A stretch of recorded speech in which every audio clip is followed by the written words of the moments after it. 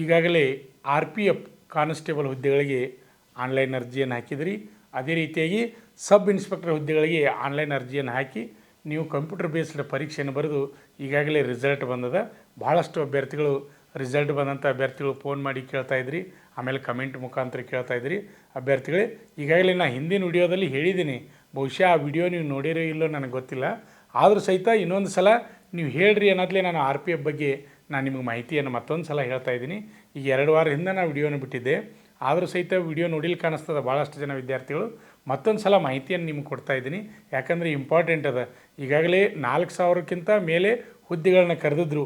ಇಲ್ಲಿ ಏನು ಮಾಡಿರಪ್ಪ ಅಂದ್ರೆ 1:10, ಒಂದು ಸೀಟಿಗೆ 10 ಸೀಟ್ಗಳನ್ನ ಫಿಸಿಕಲ್ಗಾಗಿ ಆಯ್ಕೆ ಮಾಡಿದ್ದಾರೆ. ಅಂದರೆ 42,000 ಮೇಲೆ ಸಮಥಿಂಗ್ ಅದ ಫಿಸಿಕಲ್ಗೆ ಆಯ್ಕೆ ಆದಂಥ ಅಭ್ಯರ್ಥಿಗಳು. ಅಂದರೆ ಟೋಟಲಾಗಿ 4,000 ಮೇಲೆ ಸೀಟ್ ಅದಾವೆ. ಅಂದರೆ 1:10 ಏನು ಮಾಡ್ಯಾರಪ್ಪ ಅಂದ್ರೆ ಫಿಸಿಕಲ್ಗಾಗಿ ಆಯ್ಕೆ ಮಾಡಿದ್ದಾರೆ ಅಭ್ಯರ್ಥಿಗಳೇ. ಭಾಳ ಕಷ್ಟಪಟ್ಟು ಈಗಾಗಲೇ ಪರೀಕ್ಷೆಯನ್ನು ಪಾಸ್ ಮಾಡಿ ಮೆರಿಟ್ ಮೇಲೆ ನೀವು ಫಿಸಿಕಲ್ಗೆ ಈಗಾಗಲೇ ಬಂದಿದ್ರಿ.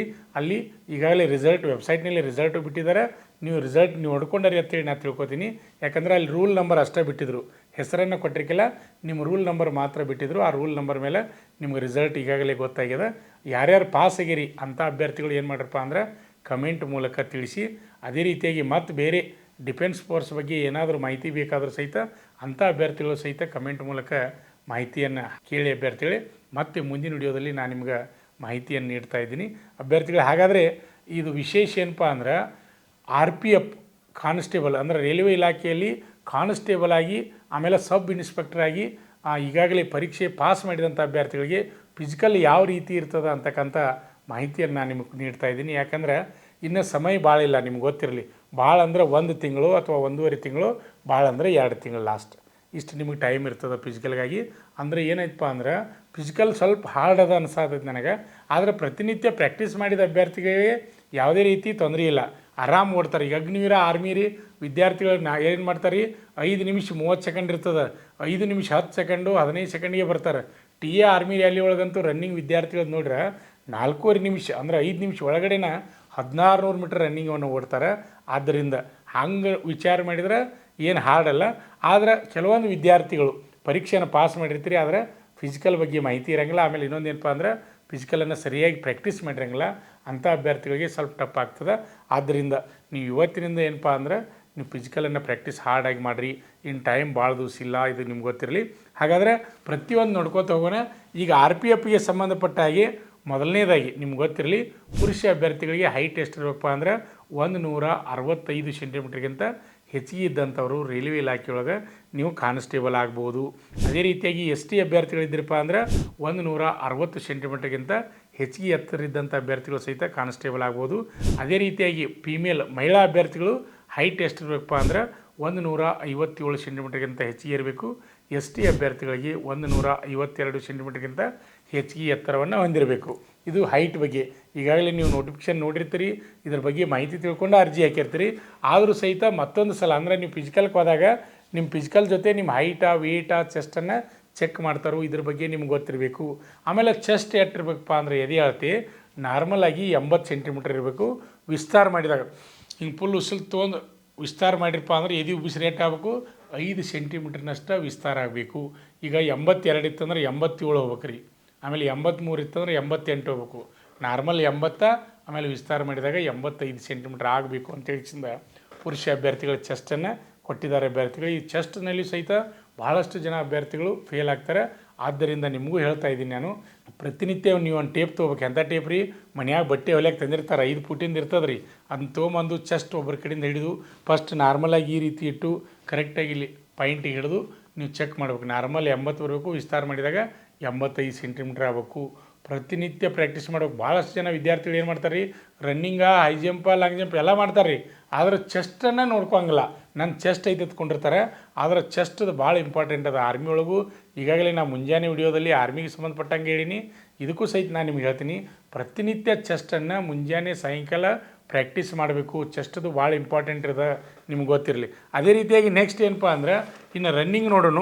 ರನ್ನಿಂಗ್ ಏನಪ್ಪ ಅಂದ್ರೆ ಪುರುಷ ಅಭ್ಯರ್ಥಿಗಳು 1600 ಮೀಟ್ರ್ ಓಟವನ್ನು ಅಂದರೆ 1.6 ಕಿಲೋಮೀಟ್ರ್ ಓಟವನ್ನು 5 ನಿಮಿಷ 45 ಸೆಕೆಂಡ್ನಾಗ ಓಡ್ಬೇಕು ರೀ. ಇಲ್ಲಿ ಯಾವುದೇ ರೀತಿ ಗ್ರೂಪ್ ಇರೋಂಗಿಲ್ಲ. ಫಸ್ಟ್ ಗ್ರೂಪ, ಸೆಕೆಂಡ್ ಗ್ರೂಪ, ಆರ್ಮಿ ಒಳಗೆ 4 ಗ್ರೂಪ್ ಮಾಡ್ಯಾರ ರೀ, ಆ ರೀತಿ ಏನೂ ಇರೋಂಗಿಲ್ಲ. ಇಲ್ಲಿ ಕಾನ್ಸ್ಟೇಬಲ್ RPF ಕಾನ್ಸ್ಟೇಬಲ್ ಹೆಂಗಪ್ಪ ಅಂದ್ರೆ 5 ನಿಮಿಷ 45 ಸೆಕೆಂಡ್ನಾಗ ಯಾರು ಓಡ್ತಾರೆ 16 ಮೀಟರ್ ಓಟವನ್ನು ಪುರುಷ ಅಭ್ಯರ್ಥಿಗಳು ರನ್ನಿಂಗನ್ನು ಪಾಸ್ ಮಾಡ್ಬೋದು. ಅದೇ ರೀತಿಯಾಗಿ ನೆಕ್ಸ್ಟ್ ನಿಮ್ಗೆ ಗೊತ್ತಿರಲಿ, ಮಹಿಳಾ ಅಭ್ಯರ್ಥಿಗಳಿಗೆ ರನ್ನಿಂಗ್ ಎಷ್ಟು ಇರ್ತದಪ್ಪ ಅಂದ್ರೆ 800 ಮೀಟರ್ ಇರ್ತದೆ. 800 ಮೀಟರ್ ಓಟವನ್ನು ಮಹಿಳಾ ಅಭ್ಯರ್ಥಿಗಳು 3 ನಿಮಿಷ 40 ಸೆಕೆಂಡ್ನಾಗ ಏನು ಮಾಡಬೇಕಪ್ಪ ಅಂದ್ರೆ ಓಡಿ ರನ್ನಿಂಗನ್ನು ಪೂರ್ಣ ಮಾಡಬೇಕು. ಅದೇ ರೀತಿಯಾಗಿ ನೆಕ್ಸ್ಟ್ ಪುರುಷ ಅಭ್ಯರ್ಥಿಗಳಿಗೆ ನಿಮ್ಗೆ ಗೊತ್ತಿರಲಿ ಏನಪ್ಪ ಅಂದ್ರೆ ಲಾಂಗ್ ಜಂಪ್ ಎಷ್ಟೈತೆ ಅಂದ್ರೆ ಪುರುಷ ಅಭ್ಯರ್ಥಿಗಳಿಗೆ 14 ಫೂಟ್ ಐತ್ರಿ. 14 ಫೂಟ್ ಲಾಂಗ್ ಜಂಪ್ ಜಿಗಿಬೇಕು ರೀ. 14 ಫೂಟ್ ಜಿಗಿದಂದ್ರೆ ಸಾಮಾನ್ಯ ಅಲ್ಲ. ಪ್ರತಿನಿತ್ಯ ಪ್ರಾಕ್ಟೀಸ್ ಮಾಡಿದ್ರೆ ಮಾತ್ರ ನೀವು 14 ಫೂಟ್ ಜಿಗಿಲಿಕ್ಕೆ ಸಾಧ್ಯ. ಪ್ರಾಕ್ಟೀಸ್ ಪ್ರತಿನಿತ್ಯ 2 ಹೊತ್ತು ಮಾಡಲೇಬೇಕು ರೀ. ಹಂಗೆ ಮಾಡಿದ್ರೆ ಮಾತ್ರ ನೀವು 14 ಫೂಟ್ ಜಿಗಿಲಿಕ್ಕೆ ಸಾಧ್ಯ ಆಗ್ತದೆ.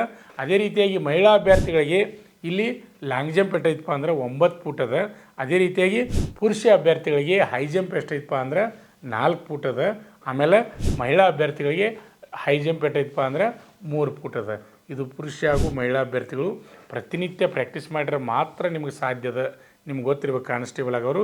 ಅದೇ ರೀತಿಯಾಗಿ ನೆಕ್ಸ್ಟ್ ಏನಪ್ಪ ಅಂದ್ರೆ ಸಬ್ ಇನ್ಸ್ಪೆಕ್ಟರ್ ಆಗ್ತಕ್ಕಂಥ SI ಹುದ್ದೆಗಳಿಗೆ ಅರ್ಜಿ ಹಾಕಿದಂಥ ಅಭ್ಯರ್ಥಿಗಳಿಗೆ ನಿಮಗೆ ಫಿಸಿಕಲ್ ಹೆಂಗೈತಪ್ಪ ಅಂದ್ರೆ 1600 ಮೀಟರ್ ಓಟವನ್ನು ಪುರುಷ ಅಭ್ಯರ್ಥಿಗಳು 6 ನಿಮಿಷ 30 ಸೆಕೆಂಡ್ನಾಗ ಓಡಬೇಕು. ಅದೇ ರೀತಿಯಾಗಿ ಮಹಿಳಾ ಅಭ್ಯರ್ಥಿಗಳು 800 ಮೀಟರ್ ಓಟವನ್ನು 4 ನಿಮಿಷದಲ್ಲಿ ಓಡಿ ಪೂರ್ಣಗೊಳಿಸಬೇಕು. ನಾ ಹೇಳ್ತಾ ಇರೋದು ಈಗ ಸಬ್ ಇನ್ಸ್ಪೆಕ್ಟರ್ ಹುದ್ದೆಗಳಿಗೆ. ಅದೇ ರೀತಿಯಾಗಿ ಪುರುಷ ಅಭ್ಯರ್ಥಿಗಳು ಸಬ್ ಇನ್ಸ್ಪೆಕ್ಟರ್ ಹುದ್ದೆಗಳಿಗೆ ಎಷ್ಟೈತಪ್ಪ ಅಂದ್ರೆ 12 ಫೂಟ್ ಲಾಂಗ್ ಜಂಪ್ ಅದ. RPF ಕಾನ್ಸ್ಟೇಬಲ್ ಎಷ್ಟೈತ್ರಿ 14 ಫೂಟ್ ಅದ, ನೆನಪಿಟ್ಕೋಬೇಕು. ಅದೇ ರೀತಿಯಾಗಿ ಸಬ್ ಇನ್ಸ್ಪೆಕ್ಟರ್ ಮಹಿಳಾ ಅಭ್ಯರ್ಥಿಗಳಿಗೆ 9 ಫೂಟ್ ಲಾಂಗ್ ಜಂಪ್ ಅದ. ಅದೇ ರೀತಿಯಾಗಿ ಹೈ ಜಂಪ್ ಎಷ್ಟೈತಪ್ಪ ಅಂದ್ರೆ ಸಬ್ ಇನ್ಸ್ಪೆಕ್ಟರ್ 3.9 ಇಂಚ್ ಅಂದ್ರೆ 3 ಫೂಟ್ 9 ಇಂಚ್ ರೀ. ಇದು ಏನಪ್ಪ ಅಂದ್ರೆ ಹೈ ಜಂಪ. ಮಹಿಳಾ ಅಭ್ಯರ್ಥಿಗಳಿಗೆ ಎಷ್ಟೈತಪ್ಪ ಅಂದ್ರೆ 3 ಫೂಟ್ ಅದ ಅಭ್ಯರ್ಥಿಗಳಿಗೆ. ನಿಮ್ಗೆ ಗೊತ್ತಿರಲಿ, ಯಾಕಂದರೆ ಈಗಾಗಲೇ ಕಷ್ಟಪಟ್ಟು ನೀವು ಪರೀಕ್ಷೆಯನ್ನು ಪಾಸ್ ಮಾಡಿ ಮೆರಿಟ್ ಮೇಲೆ ಫಿಸಿಕಲ್ಗೆ ಬಂದರಿ. ಫಿಸಿಕಲ್ ನಿಮ್ಮದು ಪಾಸ್ ಆಗಬೇಕು. ಪಾಸ್ ಆಗ್ಬೇಕಾದ್ರೆ ಪ್ರತಿನಿತ್ಯ ನೀವು ಪ್ರಾಕ್ಟೀಸ್ ಮಾಡಬೇಕು.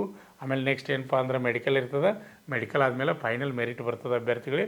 ಆದ್ದರಿಂದ ಯಾರಾದರೂ RPF ಕಾನ್ಸ್ಟೇಬಲ್ ಪುರುಷ ಹಾಗೂ ಮಹಿಳಾ ಅಭ್ಯರ್ಥಿಗಳು ಸಬ್ ಇನ್ಸ್ಪೆಕ್ಟರ್ ಟ್ರೈ ಮಾಡ್ತಾ ಇದ್ರಿ ಅಂದರೆ ಅಂಥ ಅಭ್ಯರ್ಥಿಗಳಿಗೆ ಇನ್ನೇನಪ್ಪ ಅಂದ್ರೆ 1 ತಿಂಗಳು 1.5 ತಿಂಗಳು 2 ತಿಂಗಳು ಟೈಮ್ ಅಷ್ಟೇ ಐತೆ ನಿಮ್ಗೆ.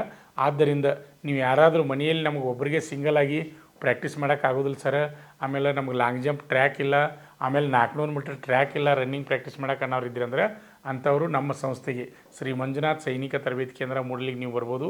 ಅಭ್ಯರ್ಥಿಗಳಿಗೆ ಫಿಸಿಕಲ್ ವಿದ್ಯಾರ್ಥಿಗಳಿಗಾಗಿ ನಮ್ಮ ಸಂಸ್ಥೆಯಿಂದ ಒಂದು ವಿಶೇಷ ಏನಪ್ಪ ಅಂದ್ರೆ ನಮ್ಮ ಸಂಸ್ಥೆ 2004ರಲ್ಲಿ ಪ್ರಾರಂಭವಾಗಿ ಯಶಸ್ವಿಯಾಗಿ ನಿಮ್ಮೆಲ್ಲ ಆಶೀರ್ವಾದದಿಂದ 22ನೇ ವರ್ಷದಲ್ಲಿ ಮುನ್ನಡೀತಾ ಇದೆ. ಅದರ ನಿಮಿತ್ತವಾಗಿ ನಾವು ಏನು ಮಾಡಿಪ್ಪ ಅಂದ್ರೆ 100 ಪುರುಷ ಅಭ್ಯರ್ಥಿಗಳಿಗೆ ಉಚಿತ ತರಬೇತಿಯನ್ನು ನೀಡ್ತಾ ಇದ್ದೀವಿ. 50 ಮಹಿಳೆಯರಿಗೆ ಉಚಿತ ತರಬೇತಿಯನ್ನು ನೀಡ್ತಾ ಇದ್ವಿ. ಅದು ಏನಪ್ಪ ಅಂದ್ರೆ ಜುಲೈ 20 ತಾರೀಕೊಳಗೆ ಯಾರು ಬರ್ತಾರೆ ಅವ್ರಿಗೆ ಮಾತ್ರ ಅವಕಾಶ ಅದ. ಈಗಾಗಲೇ ಪುರುಷ ಅಭ್ಯರ್ಥಿಗಳು 50 ಜನ ಬಂದಾರ, ಮಹಿಳಾ ಅಭ್ಯರ್ಥಿಗಳು 15 ಜನ ಬಂದಾರ. ಆದ್ದರಿಂದ ಇನ್ನು ಕೆಲವೇ ಸೀಟ್ ಅದಾವೆ. ಒಟ್ಟು 2 ದಿನನೋ 3 ದಿನದಾಗ ಬಂದ್ರಪ್ಪ ಅಂದ್ರೆ ಸೀಟ್ ಫುಲ್ ಆಗುವಂಥ ಚಾನ್ಸ್ ಅದ. ಆದ್ದರಿಂದ ನೀವು 2-3 ದಿನದಾಗ ಬಂದು ನೀವು ಉಚಿತವಾಗಿ ಫಿಸಿಕಲ್ ತರಬೇತಿಯನ್ನು ತೆಗೆದುಕೊಳ್ಬೋದು.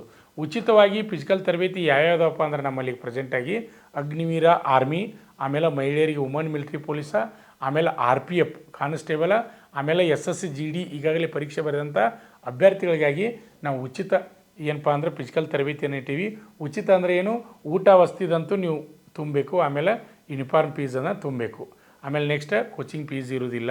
ಆಮೇಲೆ ಜುಲೈ 20ರ ನಂತರ ಯಾರು ಬರ್ತಾರೋ ಅವ್ರಿಗೆ ಕೋಚಿಂಗ್ ಫೀಸ್ ಇರ್ತದೆ.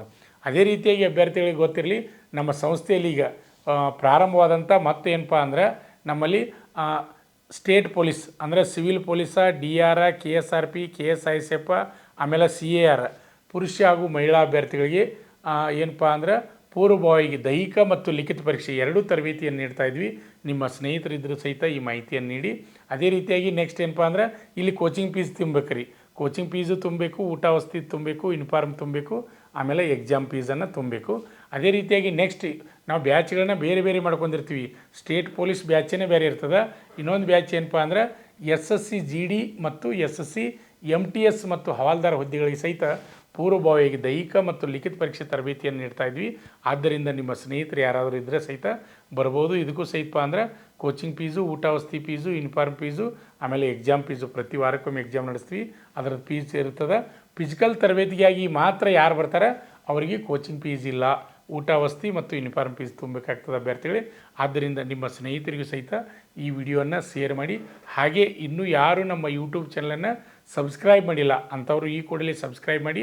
ಹಾಗೆ ನಿಮ್ಗೆ ಏನಾದರೂ ಡೌಟ್ಸ್ಗಳಿದ್ದರೆ, ಬೇರೆ ಬೇರೆ ಡಿಫೆನ್ಸ್ ಫೋರ್ಸ್ಗಳ ಡೌಟ್ಸ್ ಇದ್ದು ಅಂದ್ರೆ ನೀವು ಕಮೆಂಟ್ ಮಾಡಿರಿ. ಅಂದ್ರೆ ದಯವಿಟ್ಟು ಕಮೆಂಟ್ಗೆ ಅಲ್ಲೇ ಆನ್ಸರ್ ಮಾಡೋಕೆ ನನಗೆ ಆಗೋದಿಲ್ಲ, ಅಂದರೆ ವರ್ಕ್ ಭಾಳ ಇರೋದು, ದಯವಿಟ್ಟು ಕ್ಷಮೆ ಇರಲಿ. ನಾ ಏನು ಮಾಡ್ತೀನಪ್ಪ ಅಂದರೆ ಯಾವ ಕಮೆಂಟ್ ಬಂದವ ಯಾವುದಕ್ಕೆ ನಾ ಮುಂದಿನ ವಿಡಿಯೋ ಮಾಡಬೇಕು ಅಂತ ತಿಳ್ಕೊಂಡು ಮುಂದಿನ ವಿಡಿಯೋದಲ್ಲಿ ಸಂಪೂರ್ಣವಾಗಿ ಮಾಹಿತಿಯನ್ನು ನೀಡ್ತೀನಿ ಅಭ್ಯರ್ಥಿಗಳೇ. ಆದ್ದರಿಂದ ಈ ವಿಡಿಯೋ ನಿಮಗೆ ಇಷ್ಟವಾದರೆ ಲೈಕ್ ಮಾಡಿ, ಹಾಗೆ ನಿಮ್ಮ ಸ್ನೇಹಿತರಿಗೆ ಶೇರ್ ಮಾಡಿ. ಇನ್ನೂ ಯಾರೂ ಸಬ್ಸ್ಕ್ರೈಬ್ ಆಗಿಲ್ಲ ಅಂಥವರು ಈ ಕೂಡಲೇ ಸಬ್ಸ್ಕ್ರೈಬ್ ಆಗಿ ವಿಡಿಯೋವನ್ನು ವೀಕ್ಷಣೆ ಮಾಡ್ತಕ್ಕಂಥ ತಮ್ಮೆಲ್ಲರಿಗೂ ಧನ್ಯವಾದಗಳು.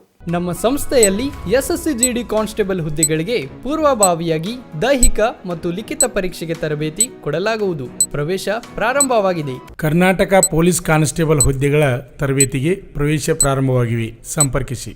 ಪಾಲಕರ ಆಶೀರ್ವಾದ, ಯುವಕರ ಪ್ರೋತ್ಸಾಹದಿಂದ ಸರ್ಕಾರದಿಂದ ಮಾನ್ಯತೆ ಪಡೆದು ಕರ್ನಾಟಕದಲ್ಲಿ ಯಶಸ್ವಿಯಾಗಿ 21ನೇ ವರ್ಷದಲ್ಲಿ ಮುನ್ನಡೆಯುತ್ತಿರುವ ಸಂಸ್ಥೆಯಿಂದ ಇಂಡಿಯನ್ ಆರ್ಮಿಯಲ್ಲಿ Agniveer, general duty, tradesman, army assistant officer, store keeper ಮತ್ತು ಟೆಕ್ನಿಕಲ್ ಹುದ್ದೆಗಳಿಗೆ ಅಗ್ನಿವೀರ ಇಂಡಿಯನ್ ಆರ್ಮಿಯನ್ನ ಸೇರಬಯಸುವ ಅಭ್ಯರ್ಥಿಗಳಿಗೆ ಪೂರ್ವಭಾವಿಯಾಗಿ ಕಂಪ್ಯೂಟರ್ ಬೇಸ್ಡ್ ಎಕ್ಸಾಮ್ ಹಾಗೂ ದೈಹಿಕ ಪರೀಕ್ಷೆಗಳಿಗೆ ತರಬೇತಿ ನೀಡಲಾಗುವುದು.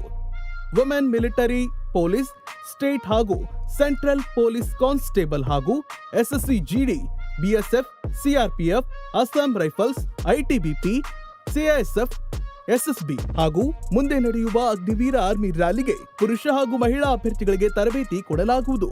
ಹಾಸ್ಟೆಲ್ ಸೌಲಭ್ಯ ಕೂಡ ಇರುತ್ತೆ. ಸಂಪರ್ಕಿಸಿ ಶ್ರೀ ಮಂಜುನಾಥ ಸೈನಿಕ ತರಬೇತಿ ಕೇಂದ್ರ, ಮೂಡಲ್ಗಿ, ತಾಲೂಕು ಮೂಡಲ್ಗಿ, ಜಿಲ್ಲೆ ಬೆಳಗಾವಿ, ರಾಜ್ಯ ಕರ್ನಾಟಕ. ಪ್ರವೇಶ ಪ್ರಾರಂಭವಾಗಿದೆ.